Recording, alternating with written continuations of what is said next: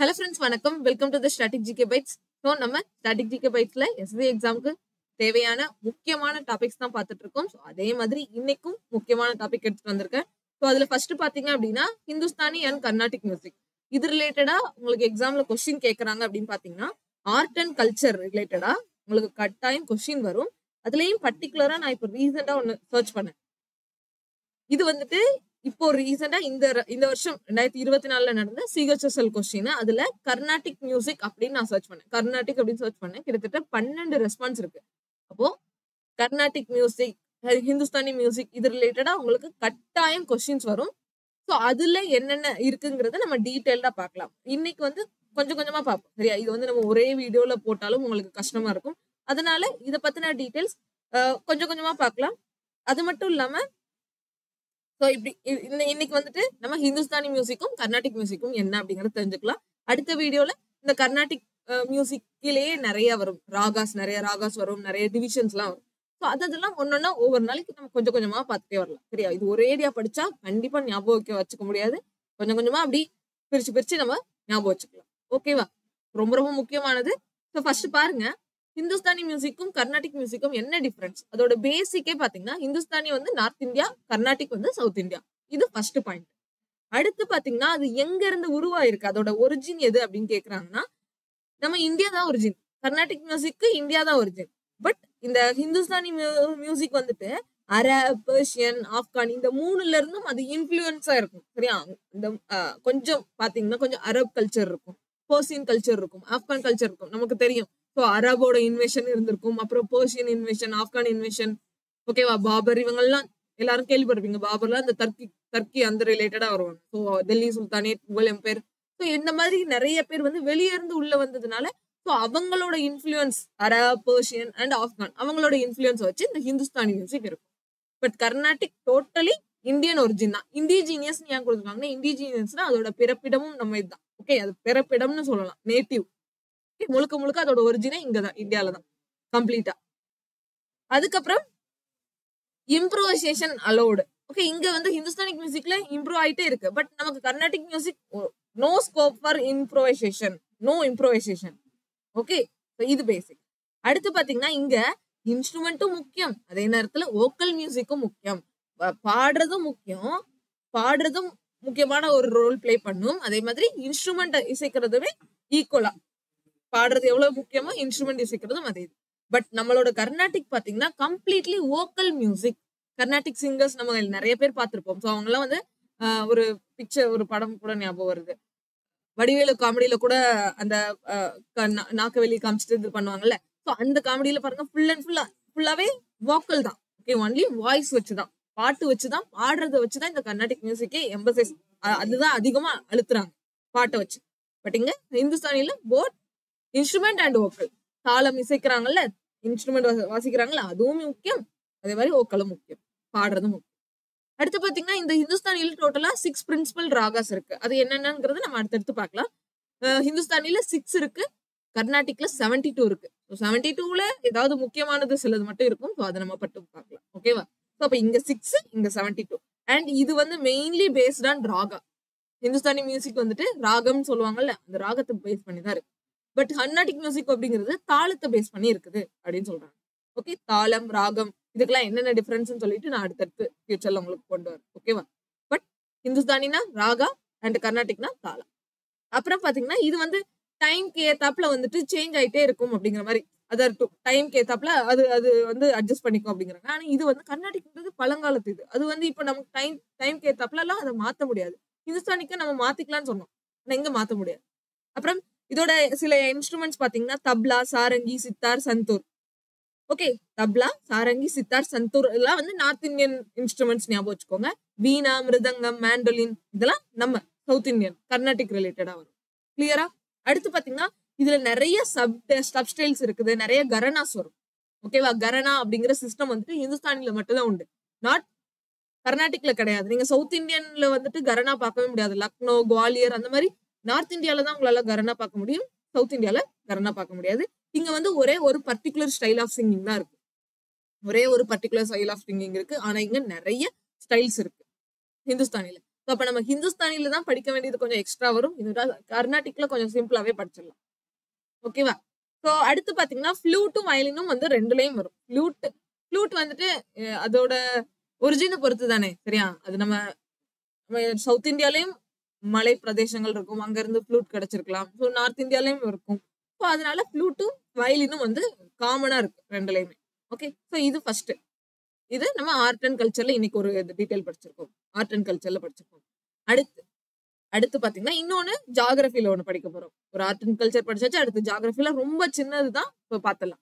சாரா of Bihar அப்படிங்கறத Kosi river வந்து சாரா of பீகார்னு சொல்லுவாங்க. சாரா ஆஃப் பெங்கால் வந்துட்டு சாரா ஆஃப் பெங்கால்னா தாமோதர் ரிவர் வந்து சாரா ஆஃப் பெங்கால் சொல்லுவாங்க. மகாநதி ரிவர் வந்துட்டு ஒடிசா சாரோ ஆஃப் ஒடிசான்னு சொல்றாங்க. பிரம்மபுத்திராவை சாரோ ஆஃப் அஸ்ஸாம் சொல்லணும். அண்ட் தோனி அப்படிங்கிற ஒரு ரிவரை சாரோ ஆஃப் கர்நாடகான்னு சொல்லணும். காக்ரா அப்படிங்கிற ரிவரை சாரோ ஆஃப் யூபி. ஓகே, இந்த காக்ரா, தாமோதர், கோசி எல்லாம் நான் வந்துட்டு ஆல்ரெடி கங்கா ரிவர் சிஸ்டத்துல எடுத்திருப்பேன். ஸோ பார்க்காதவங்க அந்த கங்கா ரிவர் சிஸ்டத்தை போய் பார்த்துக்கோங்க, கிளியரா உங்களுக்கு தெரியும். ஓகே, அடுத்து பாத்தீங்கன்னா இன்னும் சில ரிவர்ஸோட இது இருக்கு. சாரோன்னு சொல்லி பார்த்தோமா, சாரோனா வந்துட்டு இந்த பீகார்ல எல்லாம் பாத்தீங்கன்னா சாரா ஆஃப் பீகார்னா அது அந்த மழை பெய்யுற டைம் வந்து அந்த கோசி ரிவர்ல அதிகமா வெள்ளம் ஏற்படும், ஃப்ளட் ஏற்படும், சரியா? அதனாலதான் அது சாரோ ஆஃப் பீகார்னு சொல்றாங்க. அடுத்து life line of Maharashtra. Okay, நம்ம சவுத் இந்தியாவோட லைஃப் லைன் வந்து நமக்கு காவேரி ரிவர் மாதிரி, மகாராஷ்டிராவோட லைஃப் லைன் வந்துட்டு கொய்னா அப்படிங்கிற ரிவர். ஓகே, நமக்கு காவேரி ரிவர் தெரியும். Andhra பிரதேஷ்க்கு Godavari, and Himachal பிரதேஷ்க்கு Beas river. ஒடிசாக்கு வந்துட்டு மகாநதி. ஹிமாச்சல் பிரதேஷ்லாம் பாத்தீங்கன்னா இந்தியாலே ஆரம்பிச்சு இந்த பியாஸ் ரிவர் இருக்குல்ல, இந்தியாலே ஆரம்பிச்சு இந்தியாலே முடியும். ஸோ இந்த ஹிமாச்சல் பிரதேஷும் அப்புறம் பிளேசஸ் எல்லாம் வரும். ஓகே, நீங்க பாத்துக்கோங்க. ஹிமாச்சல் பிரதேஷ் இதுவும் நான் இண்டஸ் ரிவர்ல எடுத்தேன். அதுல என்ன சொல்லியிருக்கேன்னு சொல்லிட்டு இந்த பியாஸ் ரிவரை பத்தி போய் பாத்துக்கோங்க. அப்புறம் மகாநதி ரிவர் வந்துட்டு life line of Odisha and Chhattisgarh. Kaveri so பார்த்தோம். காவேரி வந்துட்டு கர்நாடகா ஆர் பொதுவா சவுத் இந்தியான்னு சொன்னாலும் நம்ம காவேரி தான். கேரளாவோட லைஃப் லைன் வந்துட்டு பெரியார் ரிவர். அப்புறம் சிக்கிமோட லைஃப் லைன் வந்து தீஸ்தா ரிவர். கோவாவோடது மண்டோவி ரிவர். அண்ட் மத்திய பிரதேஷோடது நர்மதா ரிவர். ஓகேவா? ஸோ இது எல்லாத்தையும் பேசிக்கா பாத்துக்கோங்க. இது ரிலேட்டடா உங்களுக்கு கேட்கலாம். இந்த சாரோ ஆஃப் பீகர்ல அடிக்கடி நான் பார்த்திருக்கேன். ஓகேவா? சரி, இப்போ அடுத்து 2 GS பார்த்தோமா? ஒன்னு ஜியோகிராஃபில ஒன்னு பார்த்தோம், அப்புறம் ஆர்ட் அண்ட் கல்ச்சர் பார்த்தோமா? இனிமேல் நான் டெய்லி வந்து இந்த ஆர்ட் அண்ட் கல்ச்சர்ல கொஞ்சம் ஃபோக்கஸ் பண்ணி அதுல ரிலேட்டடா இருக்கக்கூடிய சின்ன டீடைல்ஸ் நீங்க வந்து படிக்கணும். ரொம்ப முக்கியமானது. ஆனா இதை வந்து தனியா யாருமே எடுக்க மாட்டாங்க, சொல்லிக் கொடுக்க மாட்டாங்க. சும்மா ஒரே செஷன்ல போட்டுட்டு சிம்பிளா ஹிந்துஸ்தானி, கர்நாடிக் அப்படின்னு இருக்கு. நம்ம முடிஞ்ச அளவுக்கு ஆர்ட் அண்ட் கல்ச்சர் ரிலேட்டடா எவ்வளவு டீட்டெயில் கவர் பண்ண முடியுமோ அதெல்லாம் கவர் பண்ணி தரேன். அது போக ஜிஎஸ்ல ஜியோகிராஃபியா இருக்கட்டும், சயின்ஸா இருக்கட்டும், இல்ல ஹிஸ்டரி ரிலேட்டடா ஏதாவது ஒண்ணு கொண்டு வரேன். ஓகேவா? அண்ட் ஃபியூச்சர்ல வந்து நான் பாலிட்டிக்கும் தனியா வந்துட்டு இந்த ஸ்டாட்டிக் ஜிகே பைட்ஸ்ல, ஏன்னா பாலிட்டி இங்க சேர்த்தோன்னு வைங்களேன் ரொம்ப அது நிறைய படிக்கிற மாதிரி இருக்கும். ஸோ அதனால பாலிட்டிக்கு தனியா டெய்லி 5 ஆர்டிகல்ஸ் அந்த மாதிரி படிக்கிற மாதிரி கொஞ்சம் ஃபியூச்சர்ல வச்சுக்கலாம். இப்போ நமக்கு மேக்ஸ் வர எடுக்க வேண்டியதுனால அது இப்போதைக்கு இருக்கட்டும். சரியா? பாலிட்டியை ஃபியூச்சர்ல கொண்டு வரும். நெக்ஸ்ட் இயர் சிஜிஎல் படிக்கிறவங்களுக்கு அது கண்டிப்பா யூஸ்ஃபுல்லா இருக்க மாதிரி அதுக்கு கொண்டு வந்துக்கலாம். ஓகேவா? So art and culture, geography, history or science இது ரிலேட்டடா, சயின்ஸ், ஸ்டாட்டிக் இது ரிலேட்டடா ஒன்னு கொண்டு வரலாம். அடுத்து அது போக கரண்ட் அஃபேர்ஸ். ஓகேவா? ஸோ கரண்ட் அஃபேர்ஸ், இன்னைக்கான கரண்ட் அஃபேர்ஸ் பார்க்கலாமா? நான் நேத்தே ஒரு 5 ஃபர்ஸ்ட் ரிலேட்டட் பார்த்தோம். இன்னைக்கும் அது பார்த்தலாம். ஓகேவா? இது வரைக்கும் நேற்று பார்த்தோம், இந்த கோஸ்டா செரீனா வரைக்கும் பார்த்தோம். அடுத்து பார்க்கலாம். In a remarkable development for India's wildlife conservation, the first ever confirmed sighting of the rare Tibetan brown bear. ஓகேவா? டிபெட்டன் பிரவுன் பியர் அதை பாக்குறதுக்கான இது லொகேட் பண்ணிருக்காங்க. சரியா? வைக்கிருக்காங்க. இது வந்துட்டு எங்கன்னா நார்த் சிக்கிம்ல. ஓகேவா? அதோட பேர் வந்தீங்கன்னா உர்சுஸ் ஆர்க்டோஸ் ப்ரோய்ஸ்னஸ். ஓகேவா? ஓகே, ரொம்ப ரேரா தான் இந்த brown bear, Tibetan brown bear காணப்படும். அது ஃபர்ஸ்ட் இந்தியாலையும் அது காணப்பட்டிருக்குது. வைல்ட் லைஃப் கன்சர்வேஷன் இதுல அதையும் ரிமார்க்கபிளா டெவலப் பண்ணிட்டு இருக்காங்க அப்படின்னு சொல்றாங்க. ஓகேவா? சிக்கிம்ல, நார்த் சிக்கிம்ல தான் இது காணப்பட்டிருக்கு. அப்புறம் பாத்தீங்கன்னா இண்டிகோ வந்துட்டு India's preferred carrier has created history by becoming the first Indian airline to carry 100 million passengers in a single calendar year. ஓகேவா? ஒரே கேலண்டர் இயர்ல கிட்டத்தட்ட 100 மில்லியன் பேசஞ்சர்ஸ் வந்துட்டு டிராவல் கேரி பண்ணி கொண்டு போயிருக்காங்க. எந்த கம்பெனி? இண்டிகோ. ஓகேவா? அது ஒரு first Indian airline to create a history. This history வந்துட்டு இண்டிகோ தான் ஃபர்ஸ்ட் கிரியேட் பண்ணிருக்காங்க. அப்புறம் தமிழ்நாடும் சிங்கப்பூர் கவர்மெண்ட்டும் வந்துட்டு கொலாபரேட் பண்ணி India's first net zero industrial பார்க்க கிரியேட் பண்ண போறாங்க சென்னையில. ஓகே, ஒரு வருஷத்துக்குள்ள, இன் 1 year ஃப்ரேம் ஒர்க். ஃபைனலைஸ் தான் இது பண்ணிருக்காங்க, அந்த ஃப்ரேம் ஒர்க்கை ஃபைனலைஸ் பண்ணிருக்காங்க. ஒரு வருஷத்துக்குள்ள அதை கம்ப்ளீட் பண்றதா அறிவிச்சிருக்காங்க. இந்தியாவோட first net zero industrial park. ஓகேவா, நெட் ஜீரோ இண்டஸ்ட்ரியல் பார்க். அதுக்கப்புறம் பாத்தீங்கன்னா நெட் ஜீரோங்கிறது அந்த emission, net zero emission, carbon emission, green அதெல்லாம் படிப்போம்ல, அது மாதிரி. ஓகே, அடுத்து பாத்தீங்கன்னா Greece becomes first Orthodox Christian country to legalize same sex marriage. Okay, Nepal இங்கெல்லாம் இது சேம் செக்ஸ் மேரேஜ் அப்படின்னு சொல்லிட்டு கேள்விப்பட்டீங்க, அதுதான். ஓகே, அதை கொடுத்துருக்காங்க.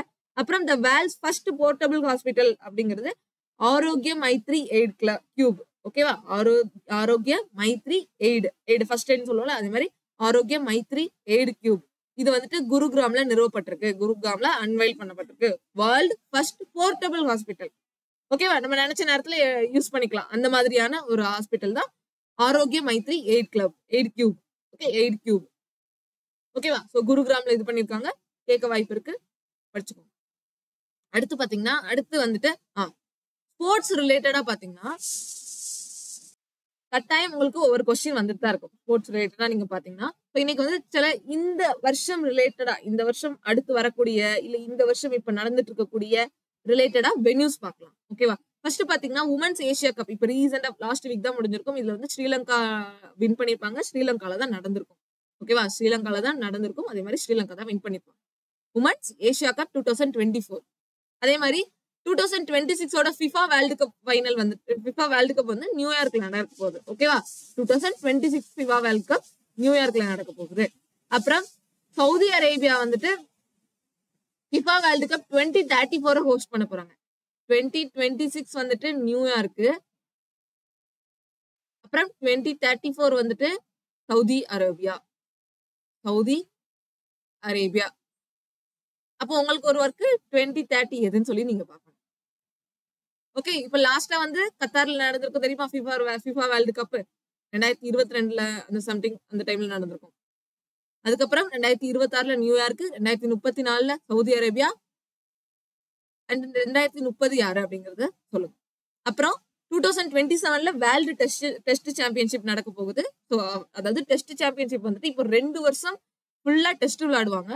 அதுல டாப் 2 டீம்ஸை வந்துட்டு செலக்ட் பண்ணி ஃபைனல் வந்து இங்கிலாந்துல தான் இது வரைக்கும் 2 ஃபைனல் நடந்திருக்கு. 2க்குமே இந்தியா போயிருக்கும், ஆனா 2லயும் இந்தியா தோத்துரும். ஃபர்ஸ்ட் வந்து நியூசிலாந்து கூட தோக்கும், அடுத்து ஆஸ்திரேலியா கூட தோக்கும். அண்ட் இதுக்கப்புறம் வந்து இங்கிலாந்துல மூணாவது எடிஷன் நடக்க போகுது. அது வந்து 2027 இங்கிலாந்துல நடக்க போகுது. ஓகேவா, 2027 வேர்ல்டு டெஸ்ட் சாம்பியன்ஷிப் இது அடுத்தது. ஓகே, எல்லாமே இங்கிலாந்துல தான் அவங்க வென்யூ பிக்ஸ் பண்ணிருக்காங்க. ஸோ அதை பார்த்துக்கோங்க. 2027 இங்கிலாந்து தான். ஓகே, இது வரைக்கும் நடந்தது எல்லாமே இங்கிலாந்து தான். இனி நடக்க போறதும் இங்கிலாந்துல தான் நடக்க போகுது. இது கொஞ்சம் ஈஸியா ஞாபகம் வச்சுக்கலாம். ஆனா எப்பப்போ யார் ஜெயிக்காங்கிறத மட்டும் பாத்துக்கோங்க. அண்ட் நெக்ஸ்ட் இயர் கூட இது வரப்போகுது, டெஸ்ட் சாம்பியன்ஷிப் வரப்போகுது நெக்ஸ்ட் இயர். 2025 கூட ஒண்ணு வரும், 2 வருஷத்துக்கு ஒருக்கா வரும். 21 ஒண்ணு வந்துச்சு, 23 ஒண்ணு வந்துச்சு, அப்ப 25, 27. ஓகே, எல்லாமே இங்கிலாந்துல தான் நடக்கும், அதையும் கிளியரா பார்த்துக்கோங்க. அப்புறம் ஐசிசி அண்டர்-19 கிரிக்கெட் வேர்ல்டு கப் வந்துட்டு இந்த வருஷத்துக்கானது சவுத் ஆப்பிரிக்கால நடக்குது.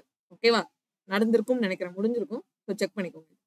அப்புறம் பிரேசில் வந்துட்டு FIFA women's world cup 2027 host பண்ண போறாங்க. Brazil FIFA women's world cup 2027 host பண்ண போறாங்க. அதே மாதிரி ஏஎஃப்சி உமன்ஸ் ஏசியன் கப். ஓகேவா, ஏஎஃப்சி அப்படிங்கிறது என்ன அப்படிங்கறது பார்க்கலாம். அது எங்க நடக்க போகுது, அதோட உமன்ஸ் ஏசியா கப் எங்க நடக்க போகுது, ஆஸ்திரேலியா அண்ட் உஸ்பெகிஸ்தான் கொடுத்துருக்காங்க. அப்ப ஏஎஃப்சினா என்ன, இது மாதிரி உங்களுக்கு ஃபுட்பால் ரிலேட்டட் தான் இது. ஓகேவா, ஃபுட்பால் ரிலேட்டட் தான் இதுவும். இந்த ஃபுட்பாலோட ஏசியா கப்னு சொல்லலாம். நம்ம எப்படி எல்லாத்துக்கும் ஒரு ஏசியா கப் பார்க்கிறோம், அதே மாதிரி ஏஎஃப்சிக்கும் ஏசியா கப். ஓகேவா, ஏஎஃப்சி அப்படிங்கிறது ஏசியன் ஃபுட்பால் கிளப். ஓகேவா, சரியா.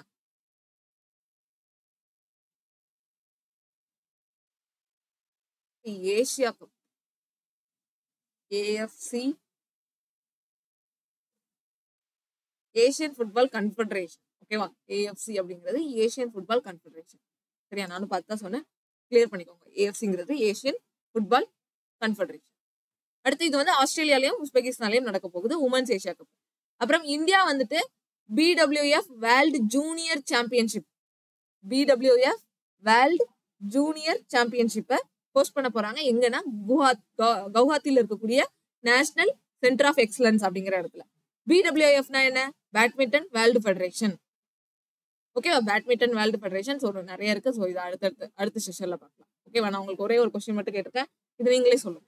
2030ல ஃபிஃபா வேர்ல்டு கப் எங்க நடக்க போகுது? ஓகேவா? 4 வருஷத்துக்கு ஒருக்கா வரும். ஸோ 2030ல எப்போ வருதுன்னு எங்கன்னு சொல்லி சொல்லுங்க. அப்புறம் இன்னைக்கான ஸ்கீம் பார்த்துலாம். ஸோ இன்னைக்கு என்ன ஸ்கீம் பார்க்க போறோம்னா சங்கல்ப் அப்படிங்கிற ஒரு ஸ்கீம் பார்க்க போறோம். ஓகேவா? சங்கல்ப் அப்படிங்கிற ஸ்கீம் இதுவுமே ஒரு ஸ்கில் டெவலப்மெண்ட் ஸ்கீம் தான். ஓகேவா? Ministry of skill development entrepreneurship ministry இருப்பாங்கல்ல, அவங்களுக்கு கீழே தான் வந்துட்டு இந்த ஸ்கில் சங்கல்ப் ப்ரோக்ராம் வந்துட்டு ஸ்டார்ட் பண்ணியிருப்பாங்க. எப்போன்னு பாத்தீங்கன்னா 2018ல. ஓகேவா? Skill acquisition and knowledge awareness for livelihood promotion. ஓகேவா? வாழ்வாதாரத்தை மேம்படுத்துறதுக்காக இந்த சங்கல்ப் ப்ரோக்ராம் அப்படின்னு சொல்லிட்டு ஒண்ணு லான்ச் பண்ணிருப்பாங்க 2018ல. ஓகேவா? ஸ்கில்ஸ் அதோட ஃபுல் ஃபார்ம் பாத்தீங்கன்னா skills acquisition and knowledge awareness. Skills acquisition knowledge awareness. ஓகேவா? Knowledge awareness livelihood for livelihood promotion, வாழ்வாதாரத்தை மேம்படுத்துறதுக்கு. இது எந்த மினிஸ்ட்ரிக்கு கீழே வரும்? ஸ்கில் டெவலப்மெண்ட் அண்ட் என்டர்பிரினர்ஷிப் மினிஸ்ட்ரிக்கு கீழே வரும். அண்ட் இது 2018லயே வந்துச்சு. இப்போ ஏன் கரண்ட்ல நியூஸ் அப்படின்னா, இது வரைக்கும் 98 ட்ரைனர்ஸ்க்கு இந்த சர்டிபிகேட் கொடுத்துருக்காங்க, சர்டிஃபை பண்ணியிருக்காங்க. 98 பேருக்கு ட்ரெயின் பண்ணி அவங்களுக்கு சர்டிஃபை பண்ணியிருக்காங்க இந்த ப்ராஜெக்ட் மூலமா அப்படிங்கறத நம்ம தெரிஞ்சுக்கலாம். ஓகேவா? 98 trainers trained in the cluster based training of trainers project under Sankalp programme. ஓகேவா? இதுக்கு முன்னாடி இந்த ட்ரைபல் பீப்புளுக்குமே அவங்களோட வாழ்வாதாரத்தை மேம்படுத்துறதுக்குமே சில ஸ்கீம்ஸ் எல்லாம் பார்த்தோம், ஸ்கில் டெவலப்மெண்ட் ஸ்கீம். அதே மாதிரி இது வந்து காமனா. ஓகே, சங்கல்ப் அப்படிங்கிற ப்ரோக்ராம். ஓகே, மினிஸ்ட்ரி பார்த்துட்டோம். இது ரொம்ப முக்கியம். இந்த NSDMங்கிறது நேஷனல் ஸ்கில் டெவலப்மெண்ட் மிஷன் அப்படிங்கிற மிஷனுக்கு கீழே தான் இதுவும் வரும். ஓகேவா? இதுக்கு வேர்ல்டு பேங்கே லோன் அசிஸ்ட் பண்றாங்க. இந்த நேஷனல் ஸ்கில் டெவலப்மெண்ட் மிஷனுக்கு வேர்ல்டு பேங்கே அதுக்கான லோன் அசிஸ்ட் பண்றாங்க. இந்த நேஷனல் ஸ்கில் டெவலப்மெண்ட் அப்படிங்கிறது என்ன? அதோட மிஷன் வந்துட்டு 2015ல ஸ்டார்ட் பண்ணிருப்பாங்க. இந்த இனிஷியேட்டிவ் வந்துட்டு 2015ல எடுக்கப்பட்டிருக்கும். நல்லா தெரிஞ்சுக்கோங்க, இது கேட்கறதுக்கு வாய்ப்பு இருக்கு. National skill development mission 2025. இதோட கோல் என்ன அப்படின்னு பாத்தீங்கன்னா, to empower the countries work force with the necessary skills to enhance employability and promote economic growth. The mission aims to create a skilled workforce that can meet the demands of various industries and sectors. இப்போ ரீசெண்டா இந்த railway துறையில கூட skill டெவலப்மெண்ட்டுக்காக ஒரு இது வச்சோம், ரயில் வச்சு அப்படின்னு சொல்லிட்டு ஒண்ணு பார்த்தோம். ஓகேவா? ஸோ அதே மாதிரி டிஃப்ரெண்ட் இண்டஸ்ட்ரீஸ், டிஃப்ரெண்ட் செக்டார்ஸை சேர்ந்தவங்களுக்கு அந்த ஒர்க், அங்க இருக்கக்கூடிய வேலை ஒர்க் ஃபோர்ஸ்னா இந்த மக்கள், சரியா, பர்சனை சொல்றாங்க, அவங்களுக்கு ஸ்கில்ல கொடுத்தோம் அப்படின்னா, அவங்களோட ஸ்கில் டெவலப் பண்ணோம் அப்படின்னா அவங்களுக்கு எம்ப்ளாயபிலிட்டி ஆப்பர்ச்சுனிட்டி கிடைக்கும். அதே மாதிரி அவங்களோட எக்கனாமிக்கும் க்ரோத் ஆகும். ஸோ ஸ்கில்டு ஒர்க் ஃபோர்ஸை இண்டஸ்ட்ரி அண்ட் செக்டார்ஸ்ல வைக்கணும், வேலைக்கு வைக்கணும் அப்படிங்கிறது தான் இந்த இதோட எய்ம். நேஷனல் ஸ்கில் டெவலப்மெண்ட் மிஷனோட எய்ம் 2015லயே லான்ச் பண்ணிருப்பாங்க, கண்ட்ரியோட ஒர்க் ஃபோர்ஸை எம்பவர் பண்றதுக்காக. அண்ட் இந்த சங்கல்ப் ஸ்கீமை பொறுத்த வரைக்கும் பாத்தீங்கன்னா, இது வந்துட்டு it encourages innovative best practices at the local level resulting in enhanced access, quality, capacity in the skilling ecosystem and improved access to and completion of skills training for female. Okay, so ஃபீமேலுக்கும் கொஞ்சம் முக்கியத்துவம் இதுல கொடுக்குற மாதிரி கொடுத்துருக்காங்க. And இங்க quality assurance பாத்தீங்கன்னா, skill development ப்ரோக்ராமோட குவாலிட்டி வந்து ரொம்ப தரமா இருக்கும், அதுல எந்த ஒரு காம்ப்ரமைஷனும் கிடையாது. Inclusion of marginalised population in the skill development. Okay, ஓரளவுக்கு நல்ல ஓகே கரெக்டா இருக்கக்கூடிய பாப்புலேஷன் தேர்ந்தெடுப்பாங்களா. இப்போ 99 தான் சொல்லி கொடுத்துருந்தாங்க, 98 பேர். அதே மாதிரி கரெக்டா அவங்க தேர்ந்தெடுத்து தான் கொடுக்குற மாதிரி வச்சிருக்காங்க. அதே மாதிரி இது வந்து பப்ளிக் பிரைவேட் பார்ட்னர்ஷிப்புக்கும் இந்த ஸ்கில் எக்ஸ்பேண்ட் பண்றது, அது பப்ளிக் பிரைவேட் பார்ட்னர்ஷிப் நேற்று தான் பார்த்தோம், PPP அப்படின்னு சொல்லிட்டு மாடல். ஸோ இதுவுமே எக்ஸ்பேண்ட் ஆகுது, இவங்க வரைக்குமே போகுது. அவங்க வழியா பப்ளிக்கும் சரி பிரைவேட்டும் சரி அந்த ரெண்டு கம்பெனிஸும், பிரைவேட் செக்டார் கம்பெனிஸ், அவங்கல இருந்து நமக்கு ஸ்கில் கொடுக்குற மாதிரி பார்க்குறோம். ஓகே, அடுத்து இன்னைக்கு வந்து 2 பில் பார்க்க போறோம். பில் பார்த்துக்கலாம். இன்னைக்கு ஃபர்ஸ்ட் பில் பாத்தீங்கன்னா ஃபார்மசி அமெண்ட்மெண்ட் பில். இது வந்து ஃபார்மசி ஆக்ட் 1948ல வந்திருக்கும். அதை வந்து இப்போ திருத்தி அமைச்சிருக்காங்க. ஏன் இதை திருத்தி அமைச்சிருக்காங்கன்னு பாத்தீங்கன்னா, அது கொஞ்சம் இன்ட்ரெஸ்டிங்கா இருந்துச்சு. என்ன அப்படின்னு பாத்துலாமா? பாருங்க, ஆகஸ்ட் 3 வந்துட்டு லோக்சபா, ஆகஸ்ட் 7 லோக்சபால இன்ட்ரோடியூஸ் பண்ணிருப்பாங்க. 3ல 7ல வந்து பாஸ் ஆயிருக்கும். லோக்சபால பாஸ் பண்ணிட்டாங்களா, அடுத்து ராஜ்யசபால ஆகஸ்ட் 10. அண்ட் இந்த ஆக்ட் வந்துட்டு 1948 இந்த ஆக்ட் இருக்கு.